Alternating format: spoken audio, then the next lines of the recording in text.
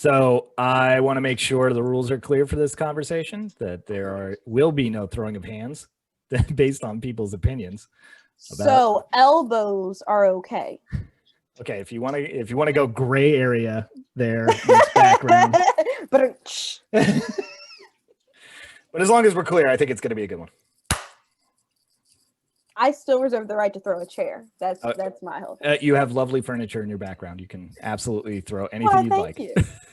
Look, if I can throw that couch, I think that I deserve all of the stars for the evening. You win. Yes, you win the episode at that point.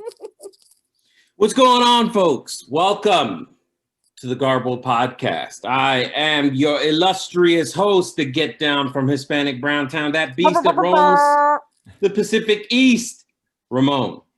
And I am joined today by... Nick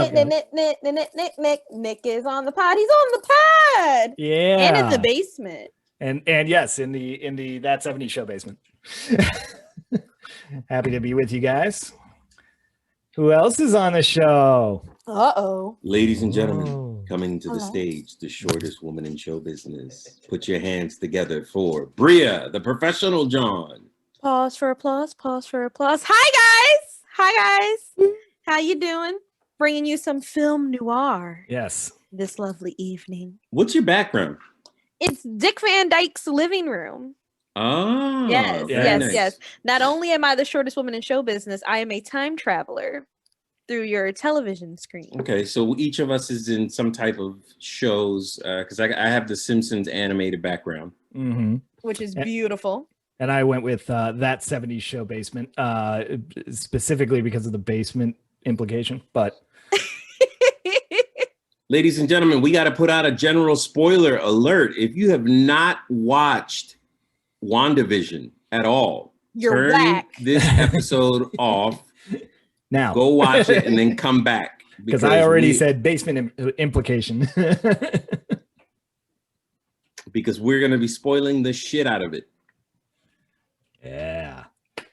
This is spoiling it or making it even better? Yes. Making it even better. Deeper dive. We're doing a deep dive into Marvel's first series on Disney Plus, the WandaVision show, which has become a runaway hit. Yes. How runaway, Ramon? Well, enough to pull back from some of the cancellations that they got from The Mandalorian. Yeah. How many people dropped it because of The Mandalorian? How many people dropped the service or dropped it because of the Gina Carano drama? Right. Yeah. I don't know. I didn't look at those numbers. That's a good question. I'm pretty sure it's the same amount of people that canceled Netflix due to Dear White People. So either way, they just don't have any streaming services available to them. That's right. What a shame. But let me tell you how much of a hit this show is. I was at Hot Topic allegedly yesterday because, we are still keeping quarantine. So allegedly, for legality reasons, I was at a Hot Topic yesterday, possibly. And they had a poster that was like, we have WandaVision merch outside. I go in and I ask the store clerk, where's all the stuff? And he pointed me to this one little shelf that had like 2 t-shirts and extra large and maybe a bracelet. And I was like, dude, what happened? He said, every person and their grandmother came in here with 5 masks and robbed us of everything. Like in a bought it way or like legit stole it? For legality reasons, we're going to go with they bought it. Yeah. Allegedly. But yeah, so you guys are going nuts for this show, which is crazy because I thought it was going to be whack. Not even going to lie to you. Yeah. So just to be upfront, what I did was I waited until the 7th episode was out, and then I binge watched episodes 1 through 7, and then I watched episode 8 when it came out. So I didn't watch it the way that everybody else has been watching it, that have been tuning in week to week. And I'm so glad I did it that way, because not for nothing, but those first 2 episodes, in the greater scheme of the storytelling narrative, it was phenomenal. Mhm. But had I had to wait from week 1 to week 2 to week 3, Mhm. those first 2 episodes are garbage. It was Gotcha. very awkward first date. Like, you go on your first date and like you're enjoying your time, but like it doesn't feel organic. And you're And, like, and one of you is dead. right. You're like, okay, this might be illegal, which is a little spicy, but I don't know. I was blessed because I also skipped a couple of weeks. I was like, yeah, I'm not gonna just tune right on in because, like I said, I thought that the show in general was going to be whack because I've gone on record saying that I was not a Marvel fan until a couple of years ago because I was forced to be. And when someone said, yeah, you know, Wanda and Vision are getting a show, I was like, why? Mhm. Why? Why is that a thing? I think that was everybody's initial like, Yeah. really? Now, and here's where I have to bow to the comic, the comic book source material member of our team. Yes. Did this exact storyline happen in comics, or is this a mashup of a few different things? Because It's a bastardization of a couple of different things. It's a bastardization of the West Coast Avengers. Mhm. It's a bastardization of the House of M storyline. Right. That's the one I heard, and I didn't know if it was directly that or if it was a bunch of different elements. And it was a bastardization of a couple of, there's a bunch of different, the Agatha Harkness storyline. But they're definitely pulling from the comic book sources. So, question. Yeah. Okay, so just in case you have no idea what we're talking about whatsoever, right? Wanda, and I want y'all to correct me if I'm wrong, because once again, I could be completely incorrect. Mm-hmm. Wanda, who's like an auxiliary Avenger, she's not like a main character chick. She wasn't a founding member, no. Right. She and Vision, who essentially is Siri, come to life, right? Mm-hmm. They hook up, and he died or whatever, and she has a mental breakdown and puts herself in sitcoms. No. That didn't okay, happen well in then the I need y'all. Okay, that didn't I'll clarify. Okay. But before, do we want to go deeper, or do we want to get into news? Oh yeah. Oh yeah. Well, we're just too thing. excited. Anybody want to go first? I could do it. Go ahead, Nick. All right. So I believe, this morning, the House passed the $1.9 trillion COVID relief package. Hey. Yeah. So that is your $1,400 checks are in there. Is my unemployment in there? Yep. The extension to unemployment benefits. Those are a couple of the highlights. There was one more that I was trying to think of.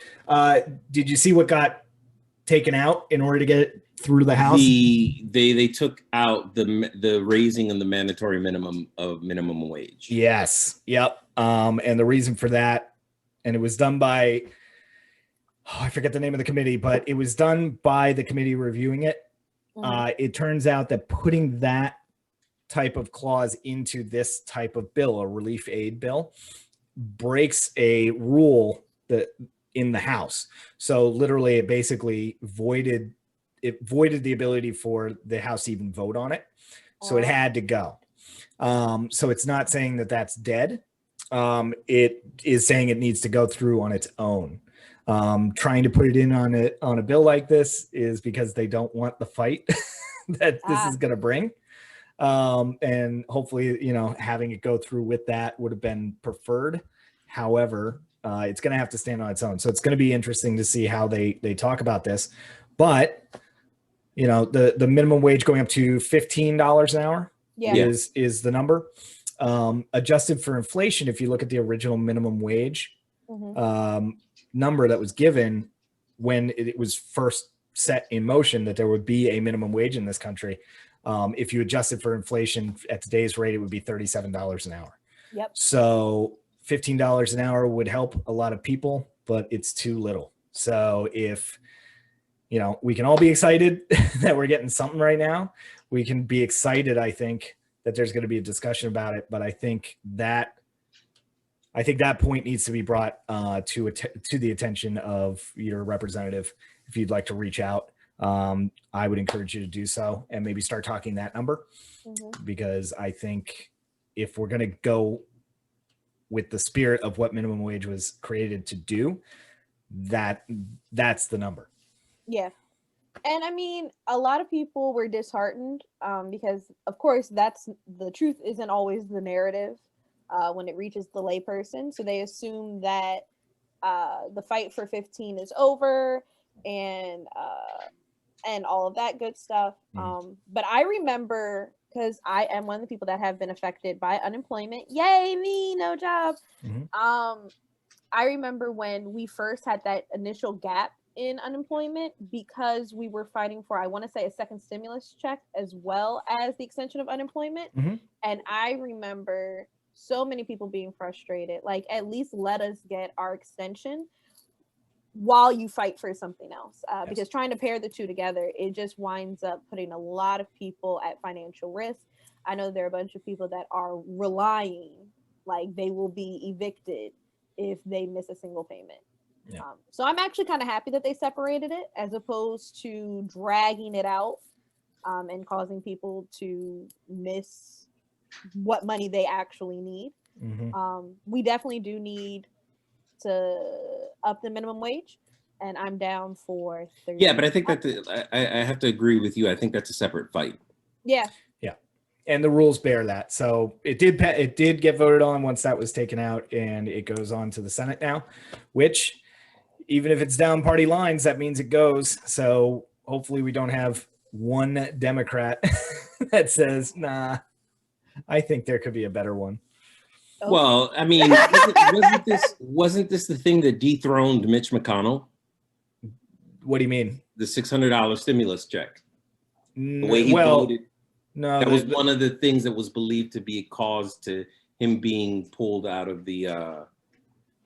Well, no. So he just won his reelection bid. Like he's right, but this is what caused him the Speaker of the House. No. So he's in the Senate. Mitch is in the Senate. I'm sorry, Senate. And he was the majority leader, but because of the vote in Georgia, now the majority is the Democrats. So the minority leader became the majority leader, and the majority leader became the minority leader. They both essentially, it's Chuck Schumer on the Democrat side. He became the majority leader, and Mitch kept his position within his party. It's just they're in the minority now, so he's the minority leader. Right, but so he's still in his same position essentially. Right. But it was speculated that one of the things that cost the Republicans their majority lead was how they voted along the lines of the $600 stimulus check back in December. Okay. Well, there you go. I wonder if that's it. I guess that would be pointing at some of the senators that were not reelected. Like some of the incumbents that lost. Okay.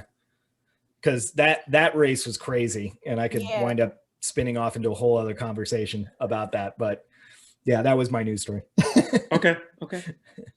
I don't want to get off topic too much. My news story is in the spirit of discovery. There is a rover now on Mars, a brand new one. Yep. That has managed to drill a hole.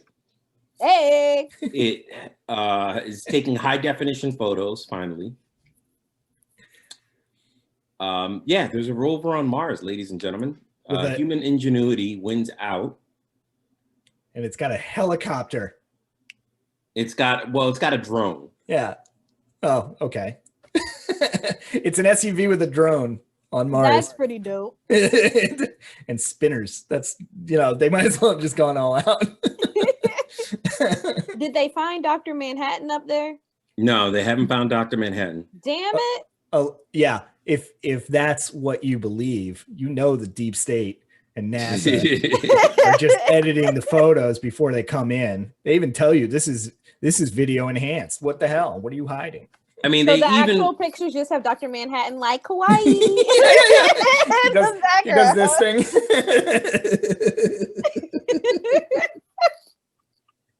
I mean, it videoed. Let me on this podcast. I really don't. It videoed its own landing. Oh, that's pretty dope. Yeah. The parachute that it landed with had a message hidden within the parachute. Dare mighty things. And it was cracked in 2 hours, something like that. What do you mean cracked in 2 hours? They didn't tell anybody about it until the internet figured it out.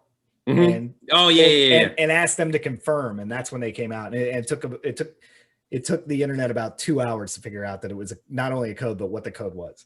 Yeah. I'm sorry, y'all. Right. I know that we're a very science pro podcast and such, but can we stop trying to contact aliens?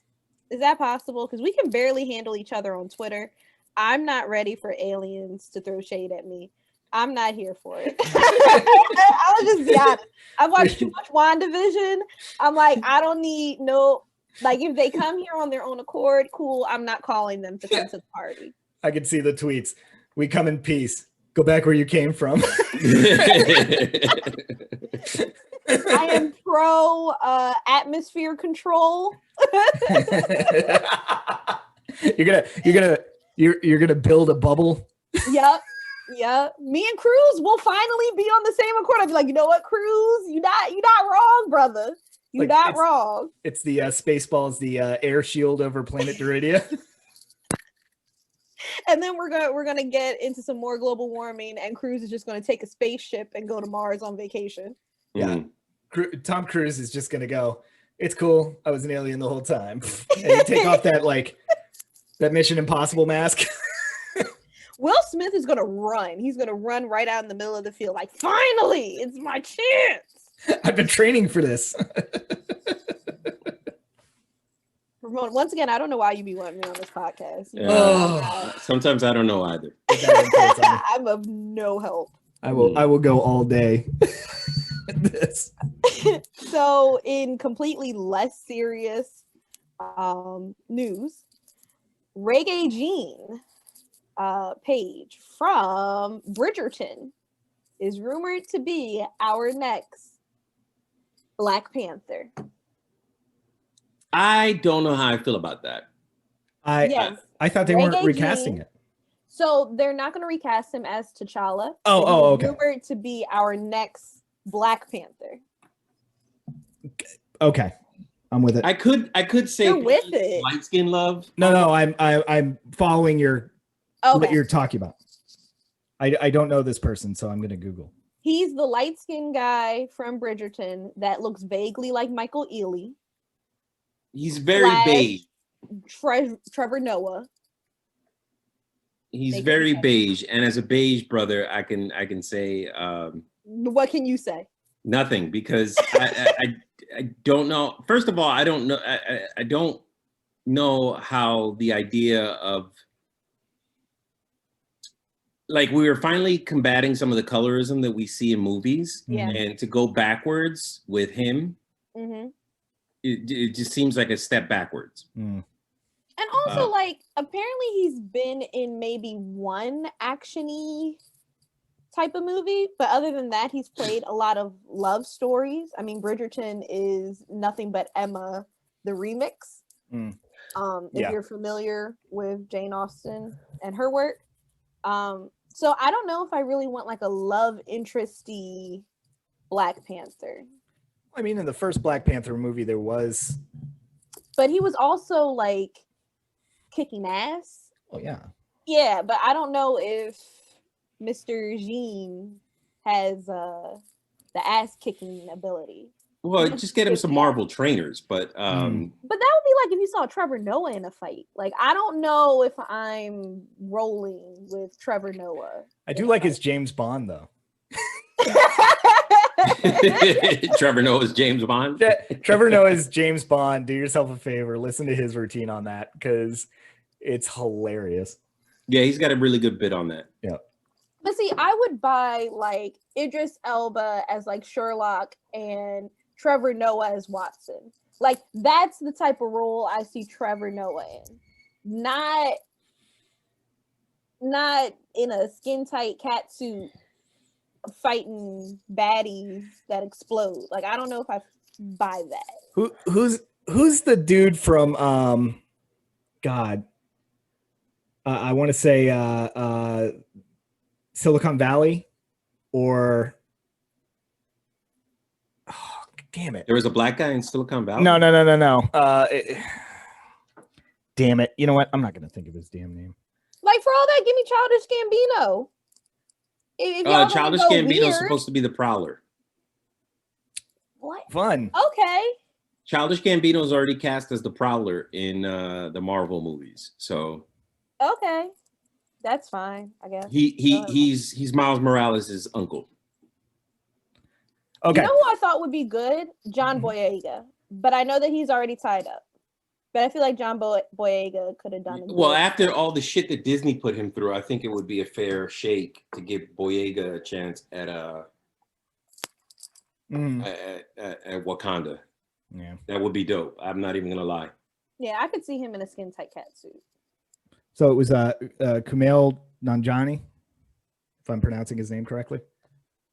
He's he's been a comedic actor forever, and he got cast in something Marvel's doing.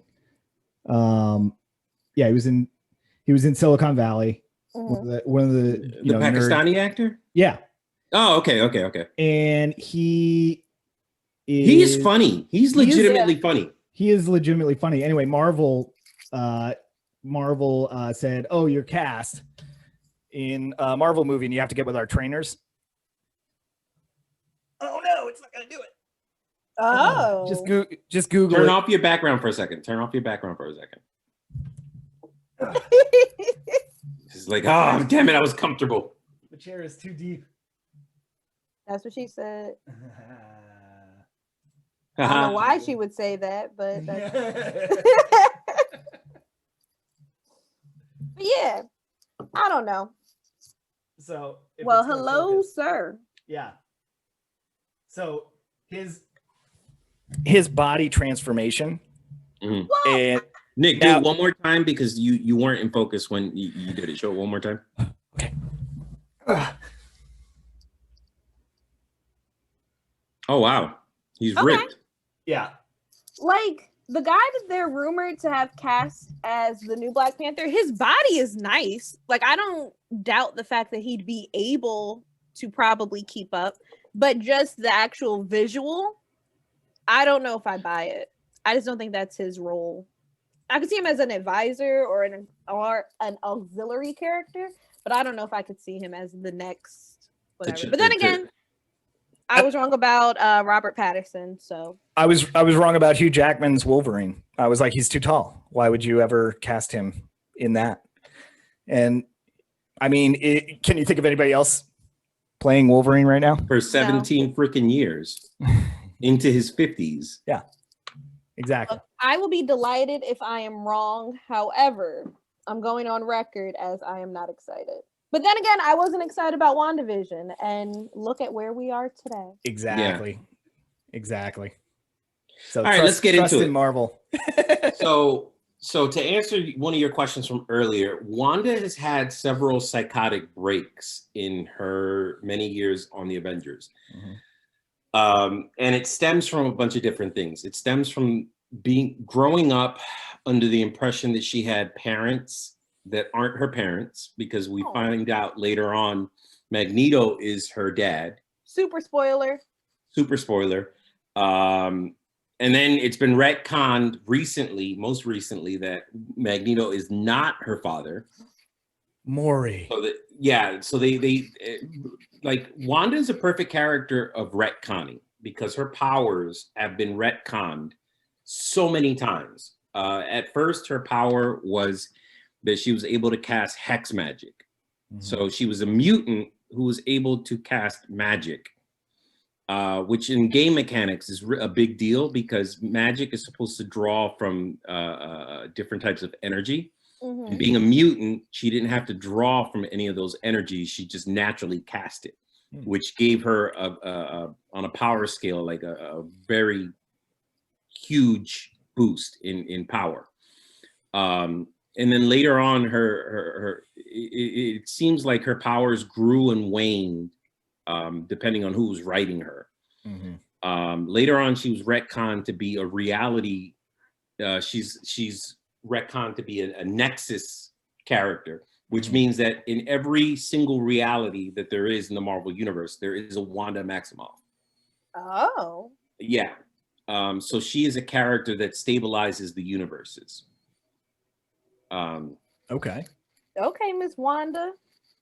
And but in this iteration, she's unstable. Well, that's just it. I think they're building towards this Nexus character. Her powers have grown from hex magic to reality manipulation, which means that she's able to rewrite reality as she sees fit.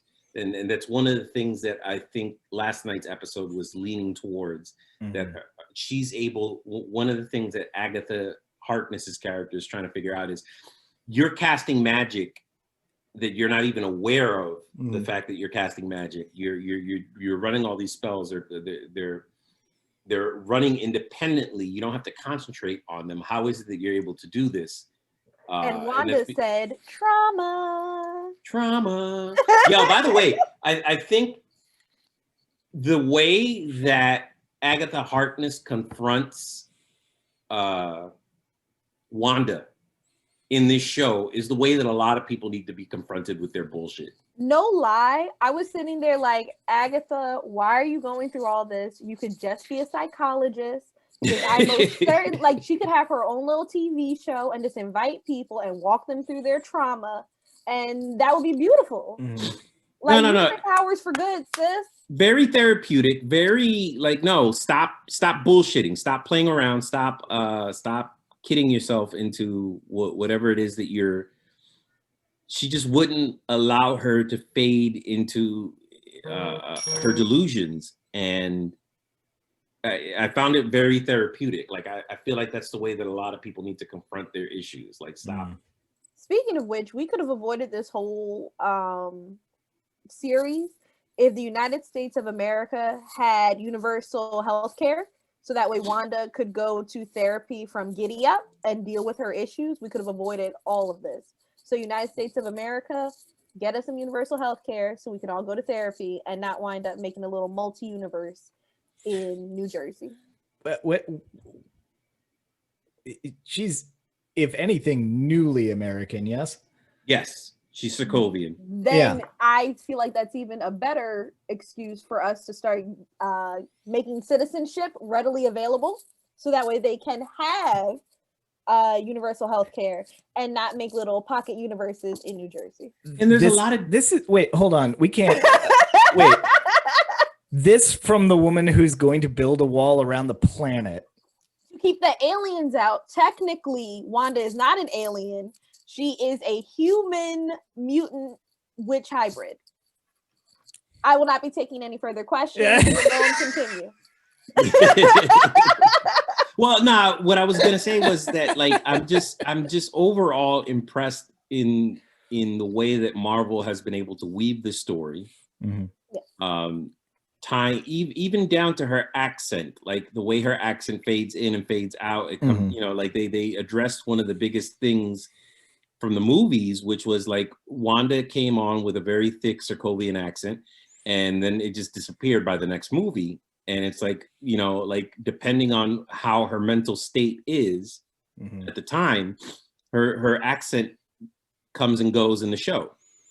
And I thought that was a really nice touch that they added that addresses some of the concerns that the fans had. I do like that she dipped into it immediately, like when she got confronted. And Harkness's line, like, huh, okay. There's that accent.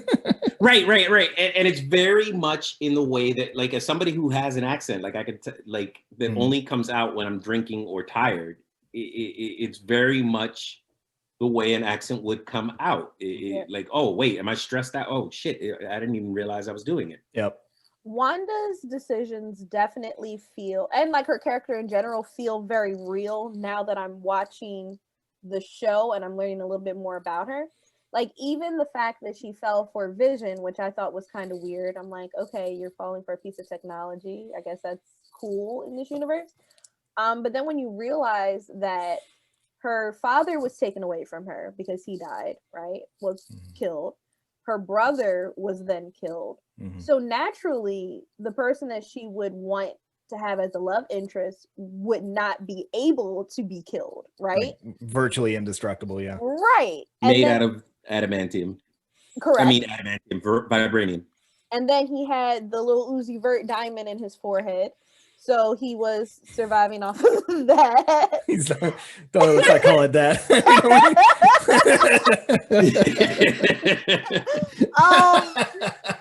So then when Thanos takes the Mind Stone, the Mind Stone out of him, which is kind of even crazier because that's what unlocked her powers, right? That makes that scene even more powerful because this was her last chance in her mind, in her subconscious, at happiness, and it's literally being ripped in front of her and she can't do anything about it after she had to kill it herself. Right. So she had both of those things. She had to watch him die twice. So that just made that scene even more powerful, and I kind of want to go back and just rewatch that scene a little bit as catharsis.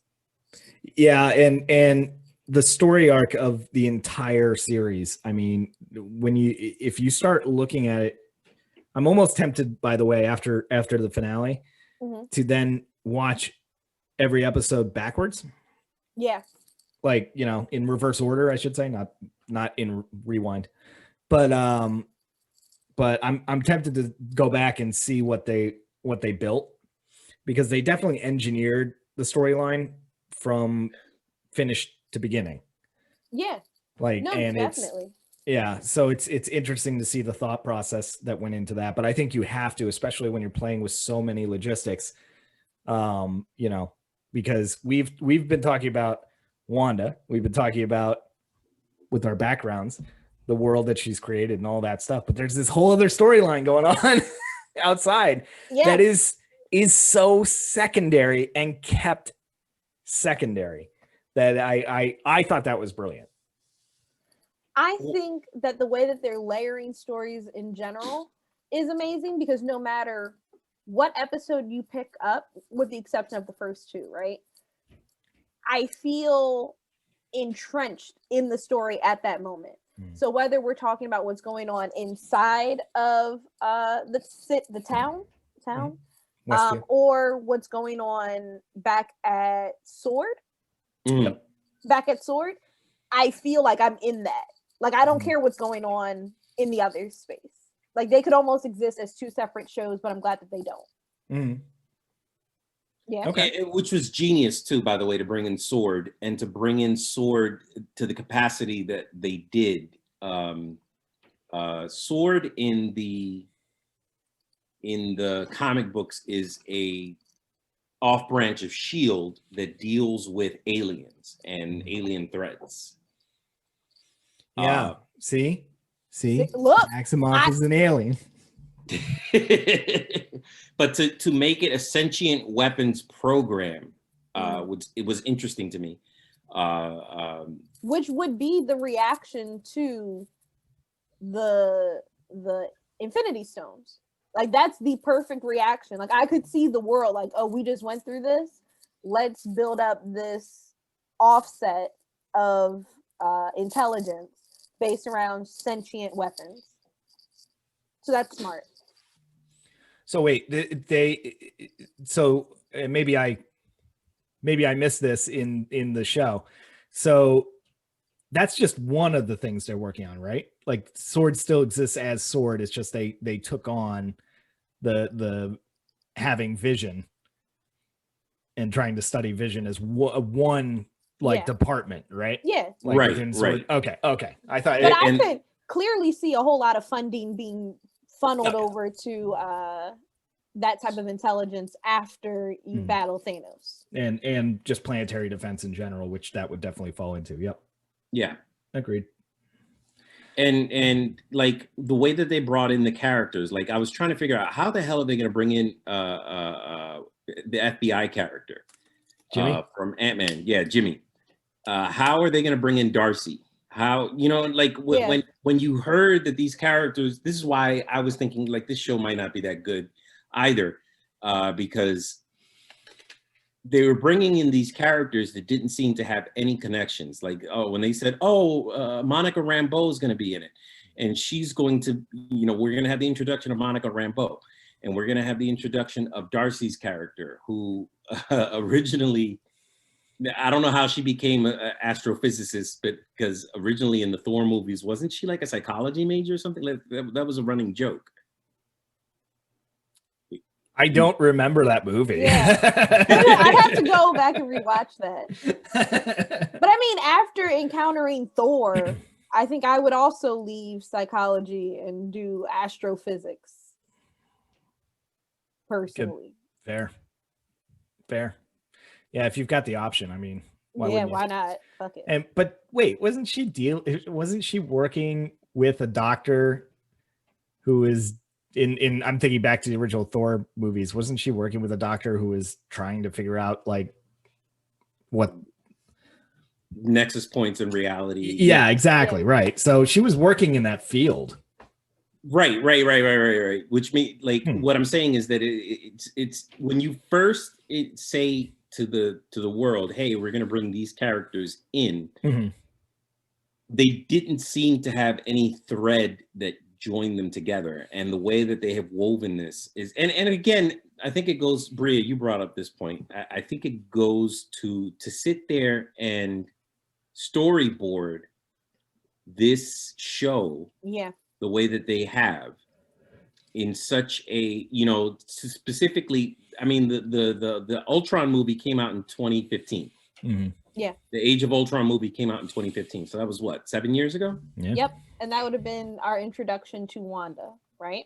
And never call her the Scarlet Witch. Yeah.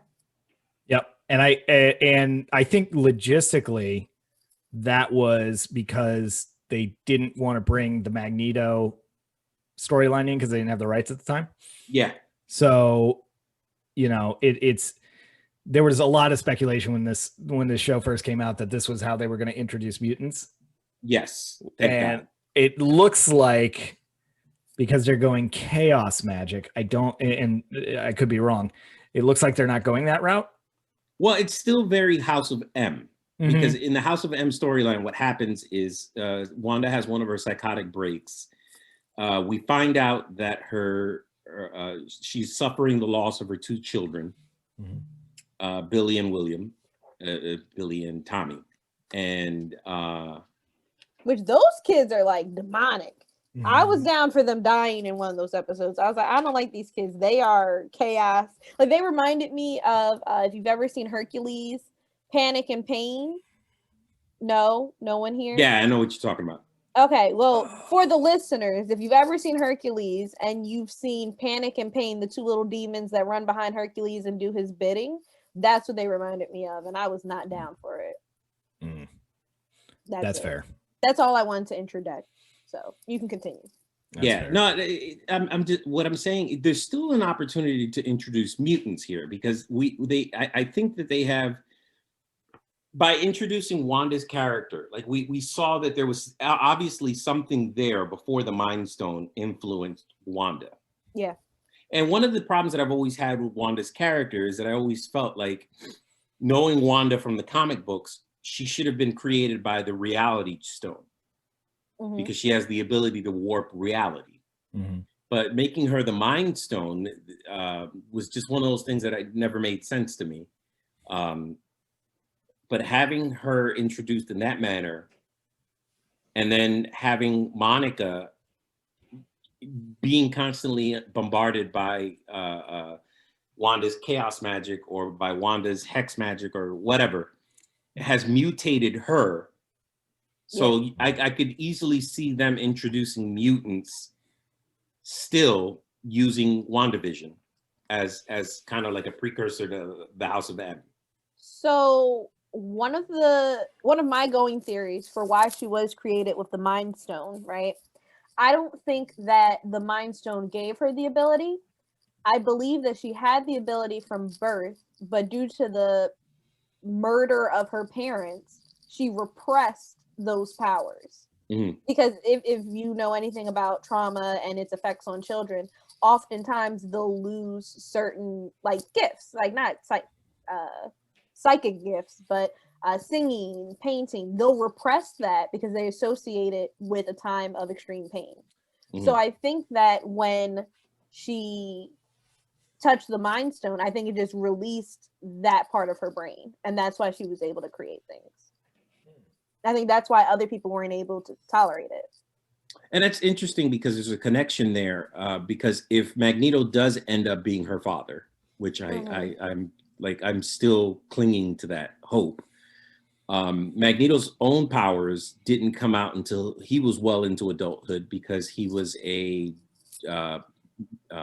war camp survivor. Mm-hmm. He, going through the concentration camps, he suffered some type of illness that suppressed his powers into adulthood.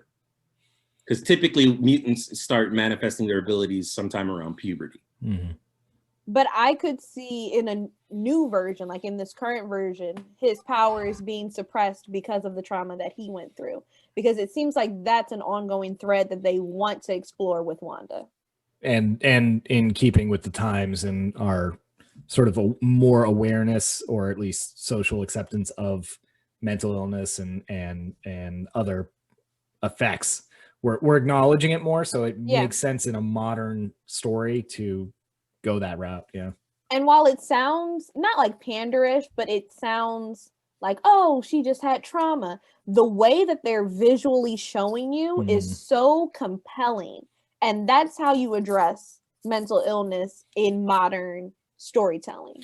It was funny in the scene where they're kind of going back and she winds up at the house that I'm assuming, if I caught it, Vision bought a plot of land in Westview. And was going to build a house there. And that's what I got from that. Mm-hmm. That whole scene. Well, that's the implication. I'm going with the theory that what's his name was gaslighting her the whole time and pushed her to go to Westview. What's his name? The FBI Haywood. The director of S.W.O.R.D. We can get into him gaslighting her later. Like, I want you to finish your yeah. Okay. But I'm going with the assumption that Haywood was gaslighting her.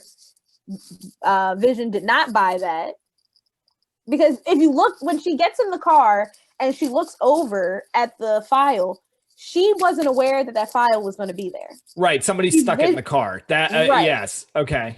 I'm going with the fact that Hayward bought this land to try to trigger her into doing what she's doing.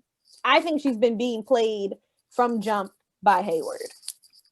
Oh, you could definitely tell. What I thought was interesting was he tells everybody in episode 5, I think it was, he tells everybody that she stormed into the S.W.O.R.D. facility and stole the body. Broke into the store to the facility. Mm. Right. And he totally walked her in there. And she didn't take it. Nope. Not only did she not take it, she didn't do any of the stuff that he accused her of. Mm-hmm. But I think he was secretly hoping, like as a scientist, I think he reached the point where I can't take this project any further. Let me see if I can get one of the most powerful Avengers to come over here and reanimate him. Well, he even says blatantly in the last episode, not all of us have in the actual episode. Oh. He says to Wanda, well, not all of us have the ability to reanimate our loved ones. Like, because her first intention wasn't to do anything with Vision, was just to bury him and to accept her loss, like she has been her whole life, and keep it pushing. He's the one that pushed the idea of reanimation. Right, and he says... No, continue. What were you going to say? He says to her, I'm not letting you bury $30 billion worth of vibranium in the ground. Right. Yeah, so he was gaslighting her the whole time. Which is insane. That makes Wakanda like ridiculous. If Vision's body is $30 billion worth of vibranium, that is fucking insane. It's actually, and the funny part is, if Wakanda just decided to, for whatever reason, liquidate the meteor, it would go down in value. So they're controlling the market. See, look what happens when you discuss pop culture. You get a little bit of politics, a little bit of economics. Well, triggering her and having it be him. See, it was funny because like I was halfway between it being him and halfway between it actually being Agatha Harkness. Yeah. I was halfway between one of those two. Put it in the car because Harkness needed to figure out what her deal was, and pushing it to the extreme, it may have been the best way for her to figure it out. Well, right? Here's why I don't think that it was Agatha, because, and I might be incorrect, I'll have to rewatch the episode again. I believe that she says that she found Wanda because of the town, not before the town. She does say that, and in that situation, being in complete control, she has no reason to lie. Yeah. Except unless maybe she did. And that's the only reason I was even remotely thinking that maybe it was her that put it in the car to push her over the edge, because she said it was that giant explosion of power that she sensed. But she was there in the first episode. Not just that, but she also had a basement ready with wards all over it. But was she already in the city? If she was like, oh, what's that? And got into the field, then acclimated herself and cozied up as Wanda's kooky next door neighbor without Wanda even knowing it. Well, Wanda doesn't know nothing. She's very adaptable. She is very adaptable into a situation, because that is a very quick turnaround time. If you were expecting stuff to go down and you were there for it when it did, right? A little easier to acclimate. But she had no reason to lie in that circumstance. So I'm only there thinking, well, maybe she did lie. My ongoing theory is that Agatha, well, this part of my theory is that Agatha was already in Westview, and that was kind of her home base, which is why she had wards in general, because if you were a witch, you would set up wards in your home. What's her name came to the city, blew everything up, and she looked out her window like, oh shit, what's going on? And then acclimated herself. Now, here's something that I just thought about, because everyone is believing that it's Mephisto. What if Hayward is Mephisto? Because that would be why he would send her to Westview, if he knew that Agatha was already there. Well, the Mephisto, okay, so here's the thing with Mephisto. For those of you who don't know, Mephisto is Marvel's version of the devil.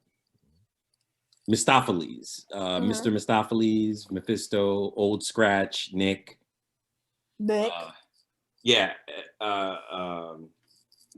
Agatha, that's just a coincidence. Agatha's husband. That's just what Mephisto would say. Way to go, Marvel, for throwing shit right in your face the entire time. That brooch that Agatha's character wears, that she got off her dead mother.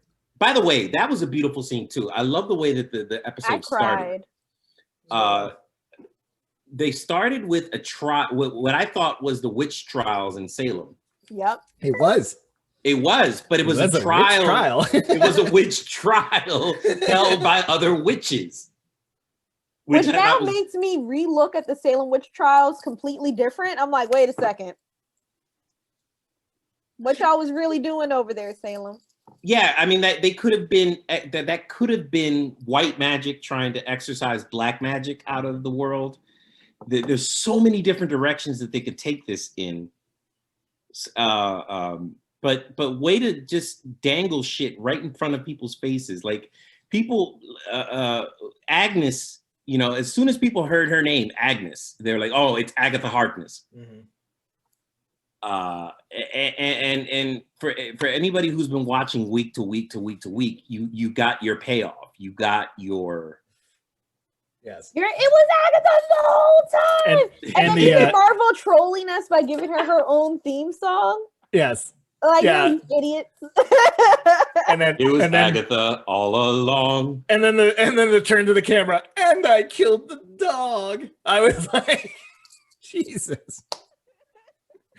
Over the top. And my God. If she had said, and I caused COVID, and I did also I released the plague.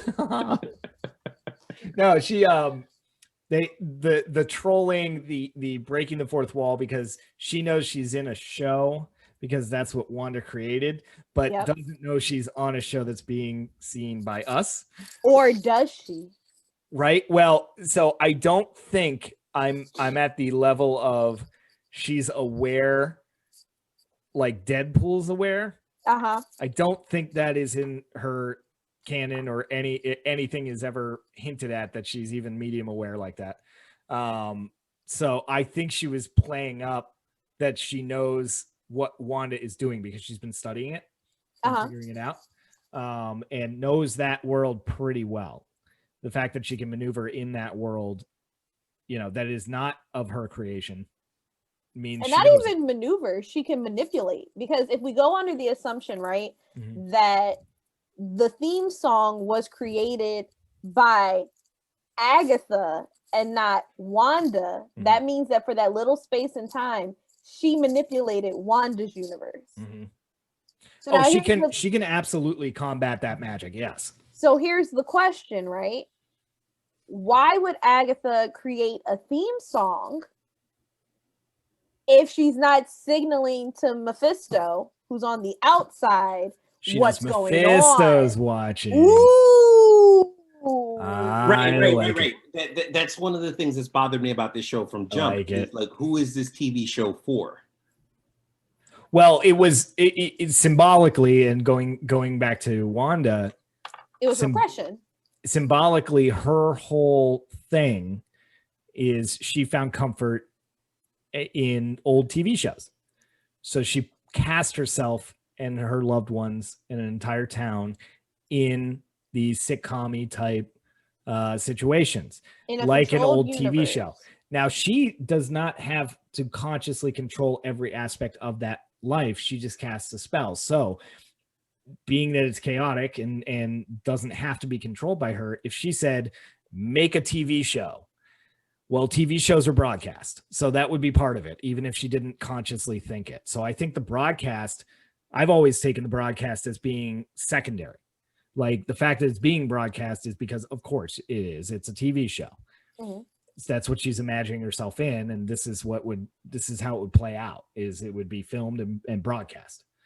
It's on a 5-second delay, I think they said at one point, which is interesting because some things get edited out. She has editing ability, but so if we're going under the assumption, right, that this is not even the assumption, we know this is Wanda's psychotic breakdown, right? And if we're going with Marvel is using her to explore mental illness, is this not her literal cry for help? Oh, yes. So the actual broadcast is her crying for help unknowingly. I like it. 5-second delay is her editing what she's saying to, like, let's say her therapist. Not being honest, not being 100% truthful. Right. Even with herself. Okay. Yeah. I like it. So then when Agatha takes her through her trauma, she's finally forced to embrace reality. Yeah. Yeah. And even her moving through the different decades, the more you move through the sitcom atmosphere, right, the less scripted it gets, the more real it gets. So when she's in the 60s, it's very A, B, C, D cut. When she hits the 70s, it gets a little bit more messy. And then when she finally faces Modern Family era, she's a complete wreck. Because that's what sitcoms are nowadays. This is the raw, uncensored truth. Has anybody else wanted to go back and, like, I want to watch Malcolm in the Middle now? No, I want to watch Bewitched. I love that they use that clip. I love that they use that clip. And I love that show. Great Bewitched. Yeah, you know what I mean. Like it's just made you have a old timey appreciation for television, and just strong acting amidst zany, like the clip that they used when he just gets absolutely like destroyed, like how it just gets buried. Yes, like and then gets up and dusts off and he goes back to his life. And the funny part is he didn't feel any pain. Yeah. As Wanda said, that calls back to like Monty Python. The reason the Black Knight scene is just hilarious is the Black Knight never feels pain. Well, she even talks about it in this latest episode because something happens on the show that they're watching. That's what I was saying. Yep. Oh, yeah. And then that happened also with her brother. Mm-hmm. Yeah. In that Malcolm in the Middle show, if I remember correctly, he canceled their health insurance or something like that. And he couldn't let on that he was hurt. So he had to limp through the entire episode without letting his wife and the kids know. Like, your mom cannot find out that we don't have health insurance. Yeah. It's a smart show. Even at the so once you realize that Agatha has been controlling the shenanigans in the show, as it were, you start looking at why she put each shenanigan in there. Like, so in the first episode, Vision's boss starts choking on a piece of meat that Wanda had cooked, right? Mm-hmm. So Wanda commands Vision to help him, right? I feel like Agatha did that to see how much in control Wanda actually is. Mm-hmm. Everything's a test. Every little thing was a test. She's experimenting with it, trying to figure out the limits. And it wasn't until she felt like she had learned what she could from her current tactics is that she even said she got a theory and wanted to put that theory to the test. Yeah. And that's why she had to escalate like she did. Yep. Yeah. Yep. And for a show about cutscene, for a show like this to not have any cutscenes until the last 2 episodes. Mm-hmm. Yeah. Because yesterday's the last cutscene was the biggest one to me. The one before it with Pietro. By the way, Marvel, how fucking dare you troll us the way that you have by casting Evan Peters, the Quicksilver from the X-Men universe, as Pietro, her brother. But that was so smart. It is smart. It is smart. And but if you think for 1 second that the Marvel fans are not going to sit there and dig a hole that goes all the way to freaking China to try to figure out why the hell Evan Peters, Quicksilver, is playing Quicksilver in a you know what I mean? Like, that just signaled to everybody, like, oh my God, the X-Men are coming. Nah, it was just Agatha going, you weren't going to notice. Yeah, no, she said, I think what the line was, she said, well, the other guy was on another continent and full of holes. So that was going to be tricky. So I just found this dude, like, off the scrap heap or whatever. Yeah. That was beautiful.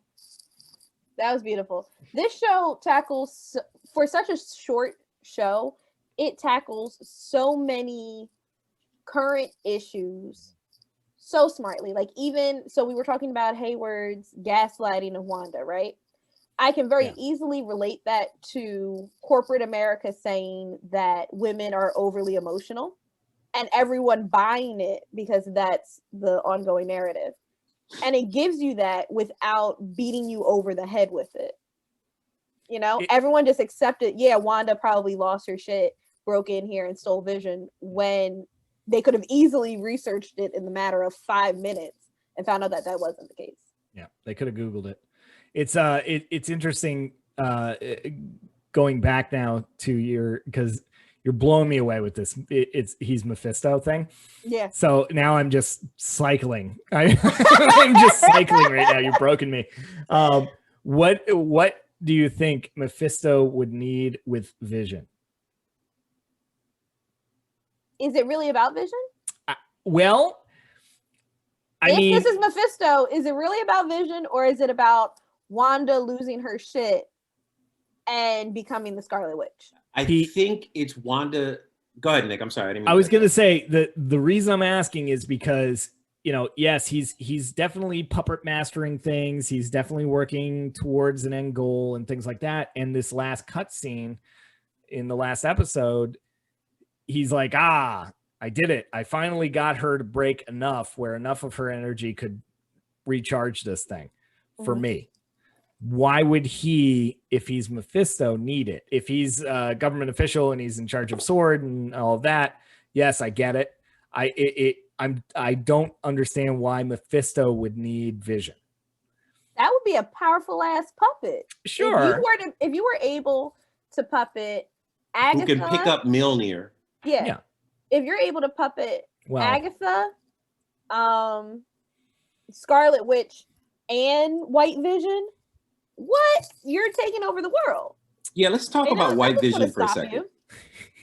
Let's talk about White Vision enough in America. We don't need to talk about it on this damn podcast. Calling it Project Cataract. Thank you. Calling it Project Cataract was just a great little nod to the prosthetic he was going to have to wear. No, well, because what is a cataract? It's something it's a white cloud that forms over your vision. Yeah. So would black vision be called blindness, Ramon? That's a good question. So I'm calling Wakanda. I don't have time for this nonsense. Ramon gets real quiet. No, but in the comic books, what happens is Vision is destroyed, and I can't remember exactly which villain it was that did this, but he's destroyed essentially, and he has to be rebuilt, and they rebuild him, but he's lost all of his personality. Now he's really an android. He's lost all of his personality. He's lost all of what made him human. Eventually he gets it back by finding an alternate version of himself and merging them. And that this, like, to answer the question that you had a couple of minutes ago, like, what does Mephisto need with Wanda? Wanda's a nexus point. Wanda is an anchor in every reality. And we know for a fact that Wanda is going to be in the multiverse of madness with Doctor Strange. Right. And that's, yes, but my question wasn't what he could do with Wanda. He's obviously needs her. It's why does he need Vision in tow? You know what I mean? Mm-hmm. So further manipulation of Wanda? So Wanda is going to be in the multiverse of magic. Multiverse of madness. Okay. And we just discussed how Vision finds himself in another multiverse and fuses together. Would dangling a Vision that needs an additional multiverse version of himself in front of Wanda not cause her to go into the multiverse of magic? Okay. Marvel? Yeah, it would. Yeah, it would. Okay. That is okay. Then if he is Mephisto, and I'm like 90% convinced that he is. This is too many M's. Yeah. Mephisto's multiverse of madness, and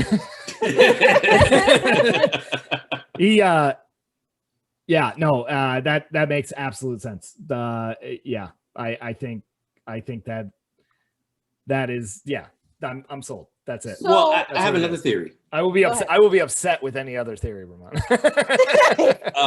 We still don't know who Jimmy Woo's FBI hidden the person that he was in the town for. Remember, he said he had a warrant. Oh yeah. We still have no idea who Jimmy Woo was there for. We don't know who Jimmy was looking for. It still hasn't been revealed. For Jimmy? Is Jimmy Mephisto? This is we know. No. Jimmy Woo has such a long history in Marvel that I've now discovered. Like, no, don't make him Mephisto. Now. Don't do that. I'm so stressed out now. I don't like this. This is why I didn't like Marvel. DC, I know all the movies are gonna suck. Superman is gonna super. Zone. Yes, Superman is gonna super. It's like going to Olive Garden. You know the food is gonna be like okay. You don't have to worry about. Oh, it's Italian. This is like going to a really good buffet. I'm stressed out. There's too many options. So in the multiverse of magic, who's supposed to be the madness? Multiverse of madness. Magna Carta. In Magna Carta, who's supposed to be the villain? Damn it. We don't know. It's been theory. It's Mephisto. It's either Mephisto. It's also been theorized that it could be Dormammu. It could be Nightmare has been thrown around. See, I can't see them set. And once again, Marvel, clearly you know more than I do, and you are better at this than I do. I can't see them setting up Agatha to just throw that whole setup away by having a completely different villain. Well, we know for a fact. All right, so a couple weeks ago, Paul Bettany went on a podcast, and now he's either really trolling us or he's a genius, or both. He went on a podcast and said, "Hey, there's an actor that I've always wanted to work with, that I got an opportunity to work with on this show." You hear that? Yeah.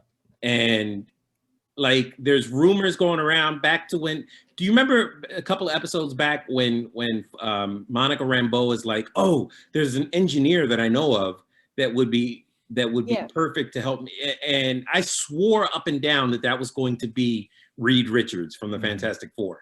Mm-hmm. And well, if I'm understanding correctly, how they're going to, or the general accepted consensus on how they're going to do that, the Fantastic Four have been trapped in the Pym's mini verse there. I forget the name of it. The microverse. Yeah, the Ant-Man microverse, or if that's the name, doesn't even sound right. But yeah, they've been trapped down there. Quantum Realm, thank you. They've been trapped there with Kang the Conqueror, I think. Yeah, it was also theorized that there's a possibility that the Fantastic Four could be sword agents. And haven't gone through their deal yet? Yeah, or they have. There's so many theories. I mean, look, Marvel, you've done such a good job of weaving this fucking story together that you can literally pull it in any one of these directions that we're talking about, or something that we have not thought about.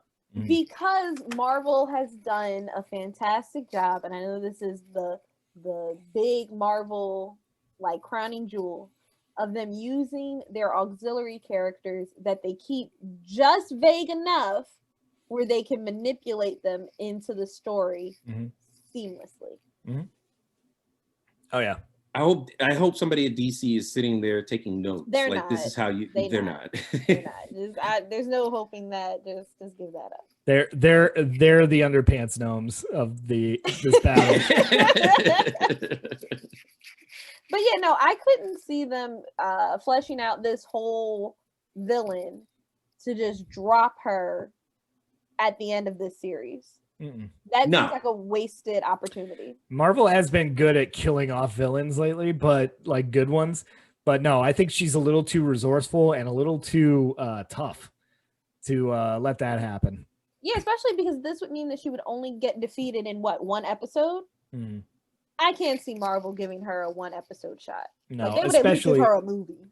Especially if she is sort of the toady for the big bad, the actual big bad that they're gonna try and weave into, I guess, Doctor Strange, but or even just this show.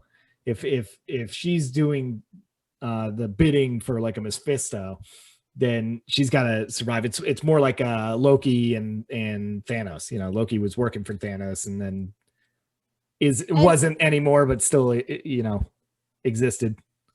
And Loki is supposed to be the next series, right, Ramon? Well, no, it's actually Falcon and Winter Soldier. Winter Soldier, yeah. I don't want Loki comes out. They just dropped the info.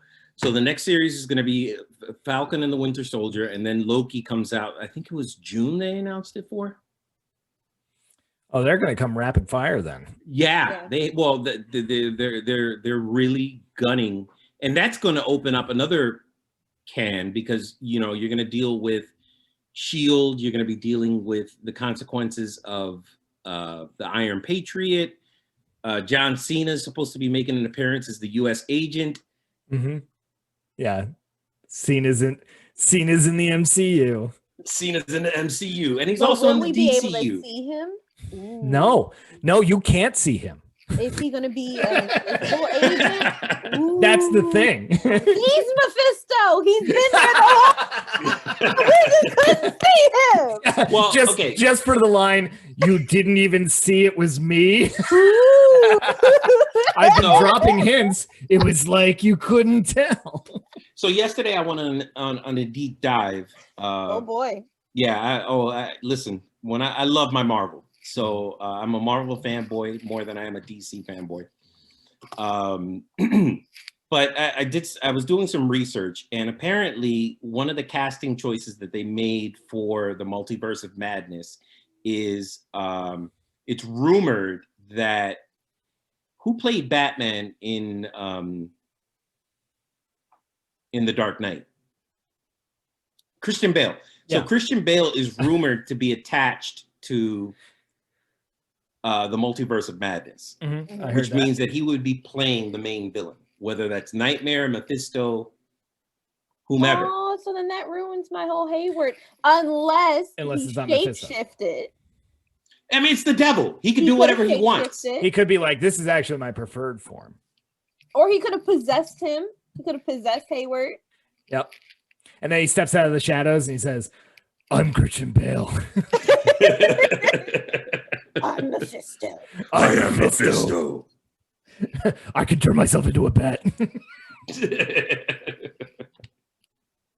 But I'm just so happy that they finally gave us Monica Rambeau, which was beautiful. I have gone on record as saying I was not the biggest fan of Captain Marvel. But I'm super happy that we get this Black girl magic that does not feel pandering, because I love the fact that Monica tried to be the magical Black friend to help her through her issues. And Wanda was just like, no, I don't want this. I don't need this. Get out of here. And had to go through her trauma on her own. I think that was a very smart, subtle choice by Marvel. And I'm excited to see her kick some ass, hopefully in the next Avengers movie.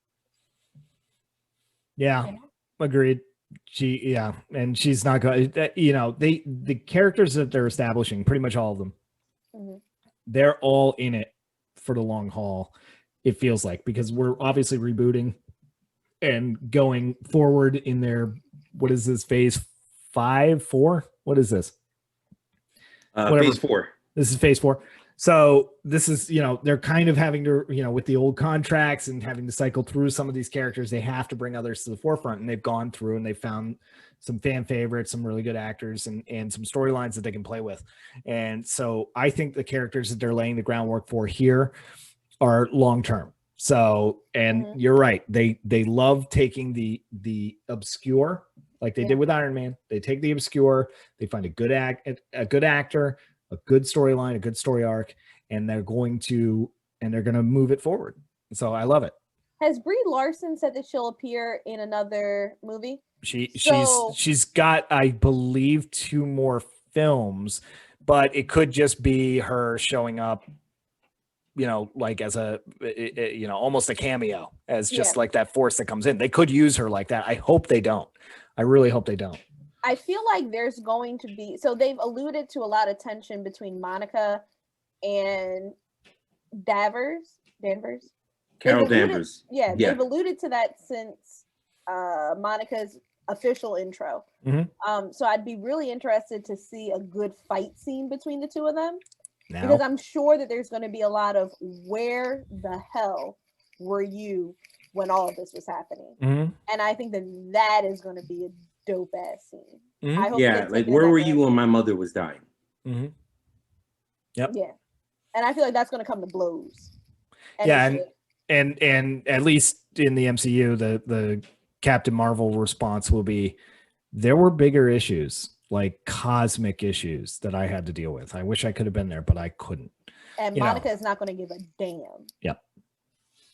And that's going to be what? It's gonna be fun. Ooh, yes. It's gonna be fun. And then Girl Rogue's gonna steal her fight! powers, and it's gonna be a whole thing.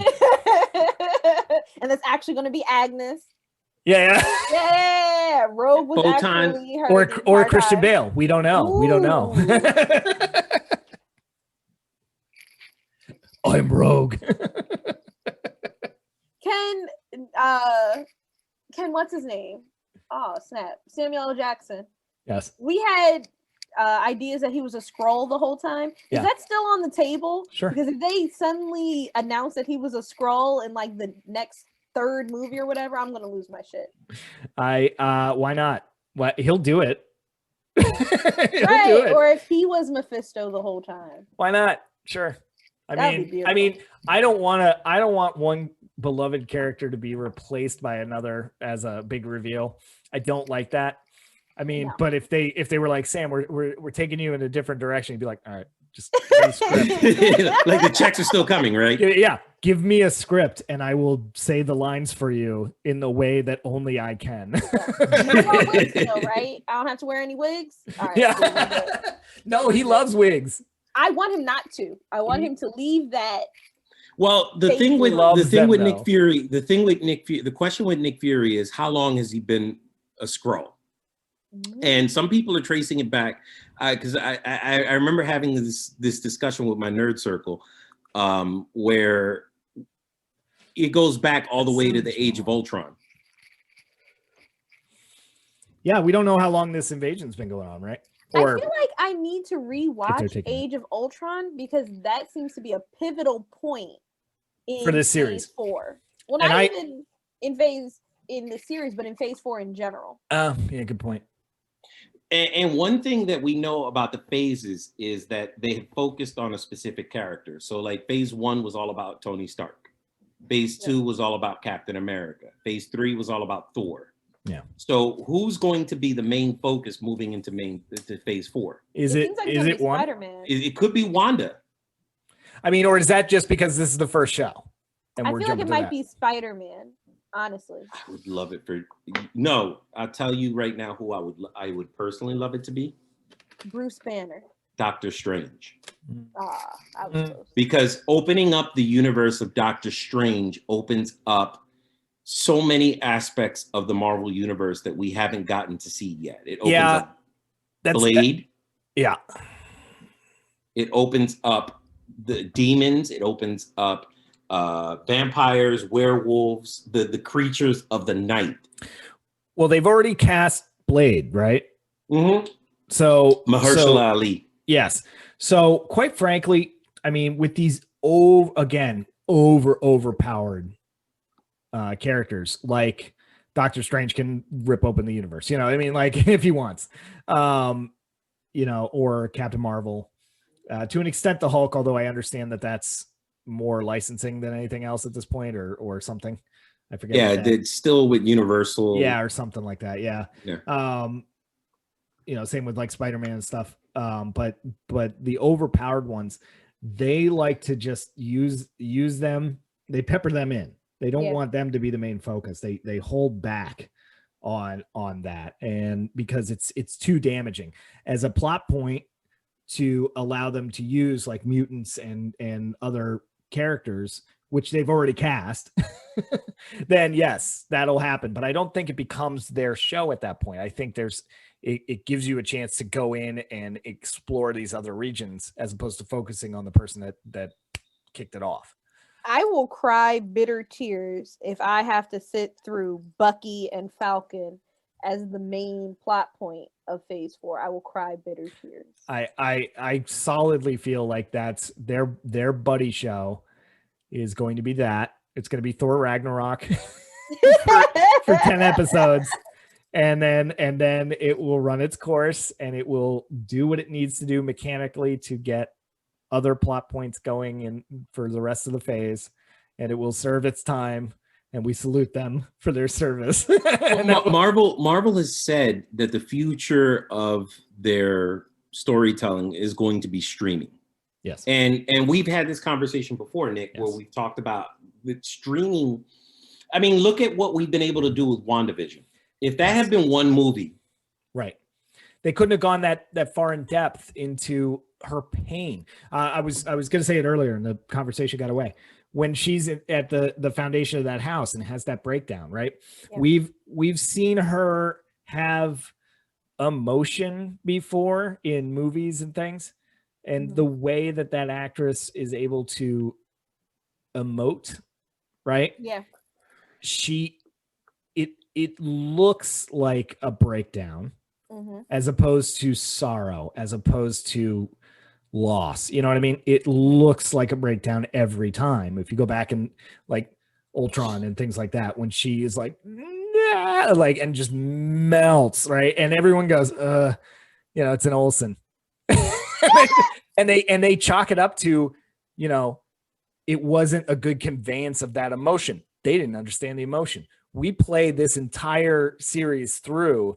We see what she is dealing with. She's not sad that she doesn't get to have the life with Vision in this house. Maybe he bought, or she's been led to believe he bought. That's not why she's crying. She's crying because she just broke. And that is a way different motivation.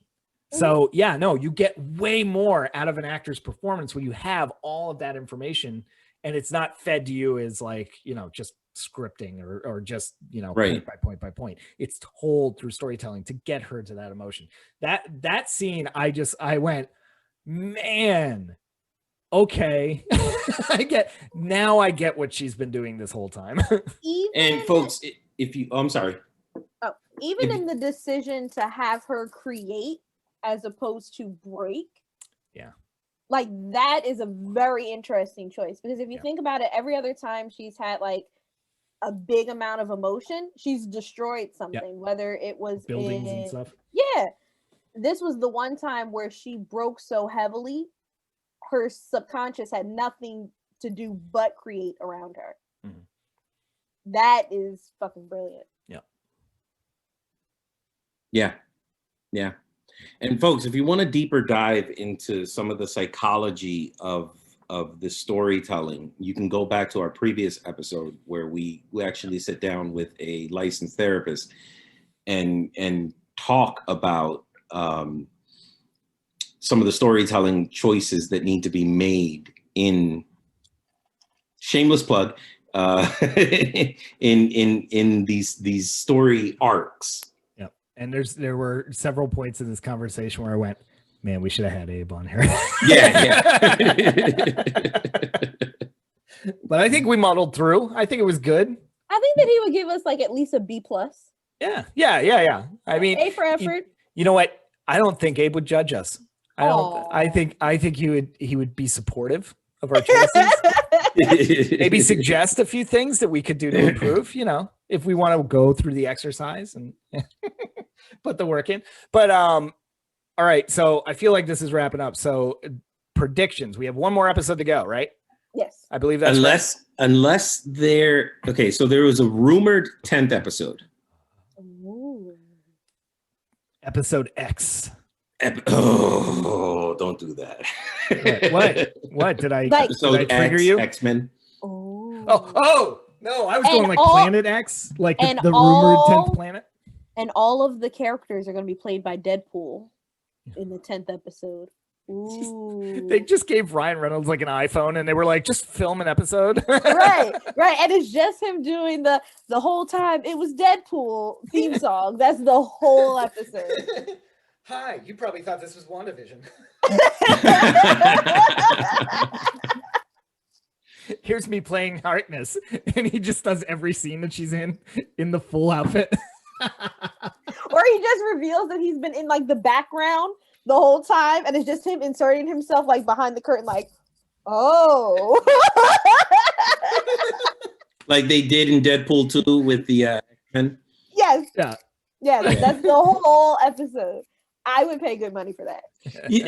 Another thing I got to give credit to Marvel is that it's making me want to go back and rewatch the old movies.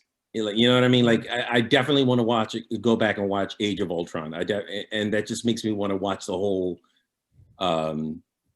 Infinity Saga all over again. I watched Age of Ultron about 2 weeks before the series started playing. And it wasn't as it's funny because I go back and forth between there were a couple of problems in there just in their approach for that movie. There are some individual performances that are amazing in that movie, and you really appreciate it. And it does give a little bit more depth of character, especially for Vision, even though Vision in this show is Wanda's perception of Vision. It's not Vision. Yep.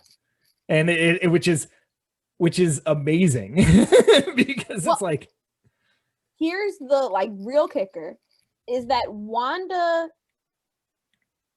perception of Vision is she must have loved this man a lot to have even put in that he would rebel against her wanting to keep this facade up. So that goes back to that whole chaos magic thing. Yeah, but there has to be something in her subconscious that allows this, because the other characters are actual people, and when they break, it's just them going into what they would do otherwise. Vision is the only thing that she completely created, so it has to have a small part of her subconscious in him in general, if that makes any sense. Yeah, right, because the Vision is for all intents and purposes, he's outside the town as the white Vision, as the MAGA Vision. the body itself. Yeah. Mm-hmm. So this Vision that we've been seeing is Wanda's subconscious vision. So that's crazy that she loved him enough to know that if he found out what was going on, he would rebel and try to escape. I think it's nuts. I think it's a little simpler that it's she wanted him back, so she got him. And he would figure it out. He was the Mind Stone, for crying out loud, right? So I think it's more of that. So is she that powerful that she can completely recreate someone? Yes, she is that powerful. That's why Harkness is so upset. And that's why she's like, okay, I know what this is now. And shit, this is not good. Like, you should not have this level of power at all. So yeah. I mean, we're talking about somebody who with 3 words was able to completely decimate the mutant population on Earth. She said no more mutants and took out everything except 198 mutants. See, that's not as impressive to me. In order to recreate somebody, and we're not just talking about their physical body, we're talking down to the depths of their moral values that even you might not agree with. Not a facade. Yeah. The actual you're person. Literally recreating someone. Yep. Who you've only known for how many years. That is fucking impressive. Like, a genie can wish away some mutants, but to recreate somebody down to their subconscious, that's fucking impressive. Always harder to create than destroy, right? Holy hell, that is crazy. All right, I'm with you. Let's make some predictions. All right, prediction time. Last episode, season finale. I so much like the reveal of him being Mephisto. Yeah, that it's not even funny. I may be upset with anything else that happens in the show. Sorry, Marvel. Marvel is somewhere sitting like, fuck, now we got to reshoot the whole damn movie. Yeah. Get everybody in here now. Here's $100 million. Go make a You know what? half-hour You know what episode. this whole thing says to me is like anybody who says that comic books don't have any depth to them just hasn't been reading comic books. Yeah, and dismiss them out of pocket. Yeah, absolutely. Yeah. Anyone that says that pop culture isn't important, in my mind, just isn't thinking hard enough. I agree. Because just in this conversation, we've covered politics, mental illness, the economy somehow was brought into this. It was a good discussion. Oh yeah. So serious prediction coming into this, not necessarily like plot twist or anything like that. I had a feeling from when you started to realize that the vision in there wasn't the body, that she is going to have to either just let him go, the holographic or the one she created, she's just going to have to let him go as part of her working through it. But I also, now that they have the reveal on yesterday's episode of the actual Vision body being reanimated, I think she's going to have to be the one to destroy him again. So there's a third, if not fourth time that she has to let this man go that she loves, and by her hand or by her not being able to, save him in one instance. I think they're going to do that to her again, and I think they're going to do it as a way for her to move forward. So that's my prediction. I got a question. It's an important question that ties in with my prediction. Okay. Are the kids real? Her children? Because in the comic book, we find out that William and Tommy are pieces of Mephisto's soul. And the Virgin Mary type conception that we saw, if that isn't her chaos magic giving her something that she wanted or needed, for, if you want to say, because that would be what a sitcom would do, and that would be how a sitcom would do it because of filming schedules and things, and casting. If she did actually have them and they are children of Mephisto, then they are real. If it was chaos magic, then they are not. I'm going with they're real only because Agnes didn't take her through the childbirth scene. I feel like Agnes would have, if they weren't real, right? If Agnes knows for a fact they weren't real, she would have made her walk through that scene again to realize that she had created those children. Because Agnes seems to be dead set on her acknowledging what is going on, so that way she can get to the bottom of it. Yes. And I feel like that would have been an important part of her stopping the lie that she's telling to herself. Now the scene where Agnes is talking to the kids, and the one of them looks at her and says, "Oh, I can't see you. I can't read you. You're quiet on the inside." And the look Agnes gives, and then they're both imprisoned after that. She doesn't know what those kids are. I don't think she understands those kids at all. She immediately went, "Oh shit, let me lock these kids away." And yes, that's the other reason why they have to be real, because what's her name can't control them. Yeah, Wanda can't control them at all. Yeah, fair. And she's made that a point that the kids literally do whatever the hell they want to. Not to mention that this gets us. If you listen back to a bunch of episodes back, we had Carlos on, and we were talking about how having Wiccan and Speed sets up the Young Avengers. Mm-hmm. So I think the kids are very much real. Okay. Yeah. Yeah. How I like it. How is, I don't know. It's Mephisto, man. It's Agent Mephisto. I love that Nick is going to ride this Mephisto train off the rails. I will watch the last episode. If that doesn't happen, I will be like, that's what the deep state wanted us to think. And the whole time I'm gonna be like, nope, he's still Mephisto. I don't care what nobody says. Yeah. I'm not. He just hasn't revealed himself yet. I've been looking all my life for a hill to die on, and I found it. That's how much I love your theory, Bria. Yes. So what I think would be a very interesting scene, now that you bring up the kids, because we didn't even discuss them, but that's cool because this episode has gone on way too long. We don't have to.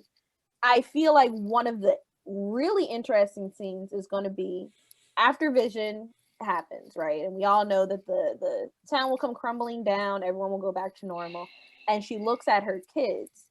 I feel like Wanda is going to have to make a very important decision as to whether she's going to raise her kids, if she's mentally capable of doing it, which I think she knows she's not, or does she allow a government agency to take care of her kids, which would then put them in the same position she was when she first learned about her powers.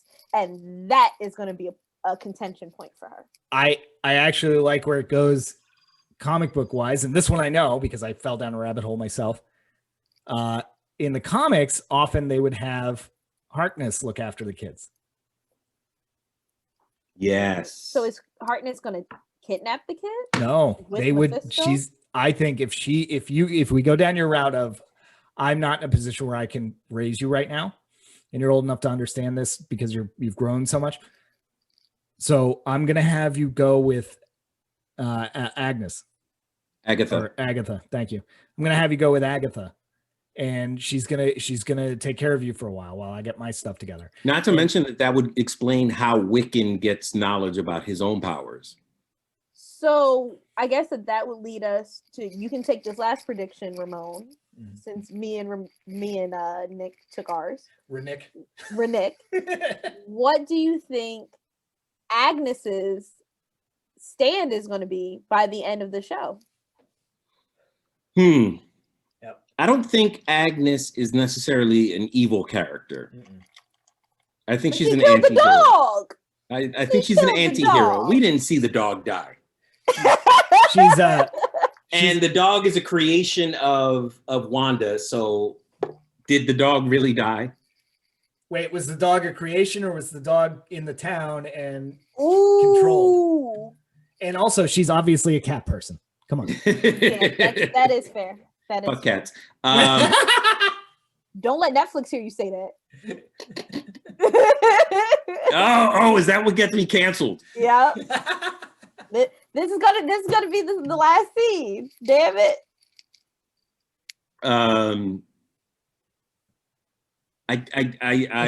Okay, here's my prediction. I think the kids are real. Mm-hmm.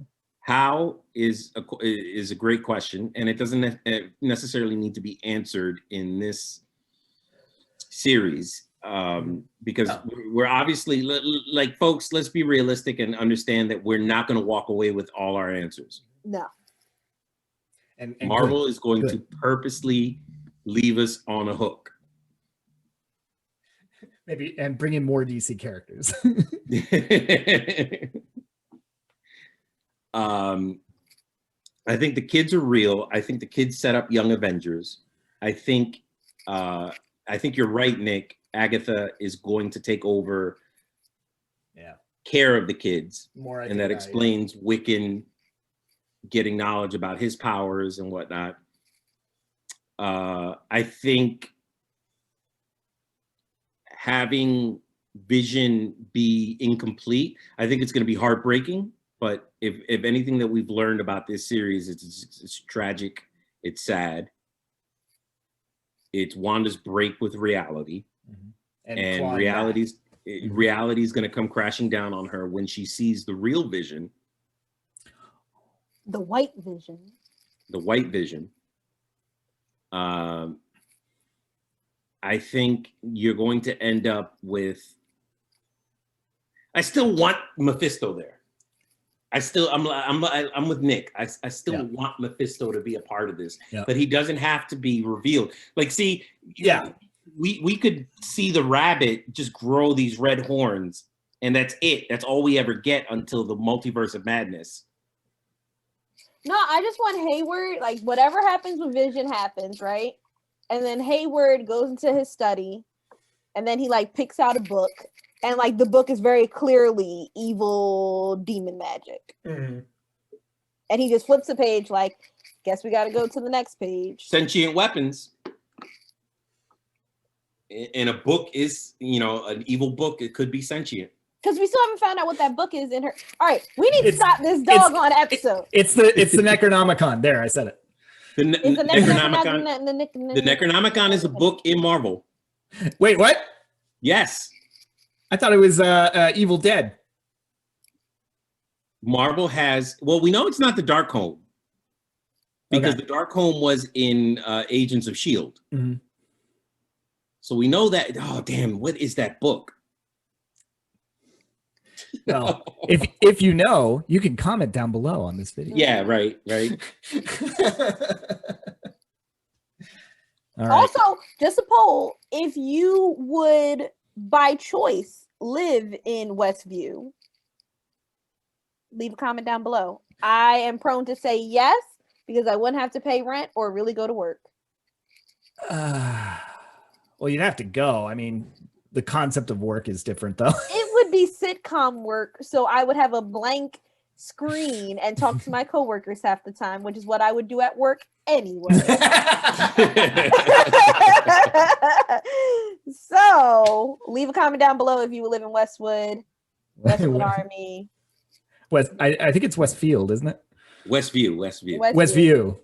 Yeah, Westworld. Ooh. Yes, I would live in Westworld. But that's a whole nother show. Yeah. All right, guys.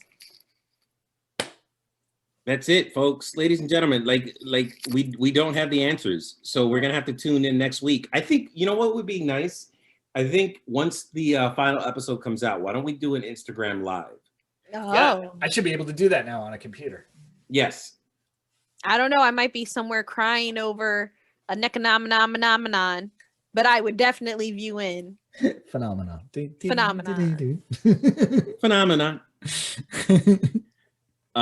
Yeah, I don't have all the answers. That's how good a job Marvel has done with this storytelling. I don't have all the answers. I know those kids are real. I know that much. You're going to be so salty when the last scene, as she dismantles the world and lets it go, is she turns to her kids and they just fade away. No, you're going to be so mad. You're going to be so mad if at the very final scene, Wanda goes, "Oh, I didn't like that ending," and just rewinds it and right season back 2 to is the just beginning. a rehash. Yes. Do you think? Okay, that's a question. And this all was just Wanda, the whole TV show. Do you think this is something that gets a season 2? No, I think it was perfect as is. It's depending on how they wrap it up. I mean, that's going to tell us a lot, but I mean, it can have a season 2.